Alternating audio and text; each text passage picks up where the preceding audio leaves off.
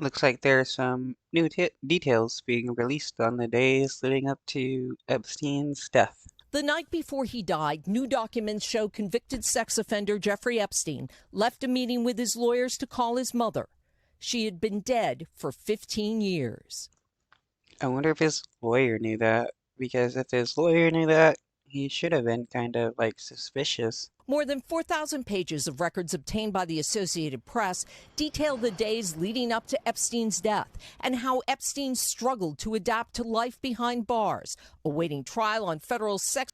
Oh, boo-hoo. Rich guy couldn't handle being in prison, though he imprisoned many people himself. Trafficking involving minors. 2 weeks before his death, the 66-year-old millionaire who had hobnobbed with rich and famous and had his own private island could not sleep in the now closed Metropolitan Correctional Center. He sat in the corner of his New York cell covering his ears to block out the sound of a broken toilet. That is hilarious. He is such a messed up person. He couldn't even handle being in jail for a little bit. Tonight, Jeffrey Epstein, the multimillionaire and accused sex trafficker, was placed on suicide watch after Epstein was placed on suicide watch in late July after he was found injured in his cell with marks around his neck. Records show Epstein described himself as a coward and someone who does not like pain, but according to the documents, denied being suicidal. That's funny. A lot of cowards, well, a lot of people like him are cowards and they don't like pain, but they do love inflicting that pain onto others. Saying, lots to do for legal case, wonderful life. It would be crazy to take my life. Perhaps the most bizarre revelation in these documents, Epstein mailed a letter to another notorious sex offender, Dr. Larry Nassar, the former U.S. gymnastics team doctor convicted of abusing young girls. Epstein's letter was returned. With no cellmate present, Jeffrey Epstein took his life August 10th as two guards sat just 15 feet from his cell, failing to check on him.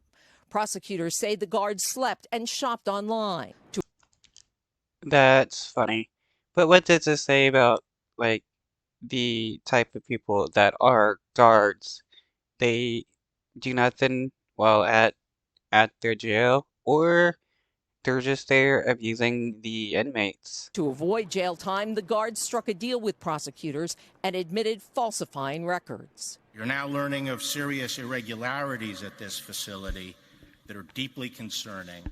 Today, Epstein's legal team said it's still waiting for full reports on his death, remaining skeptical he died by suicide.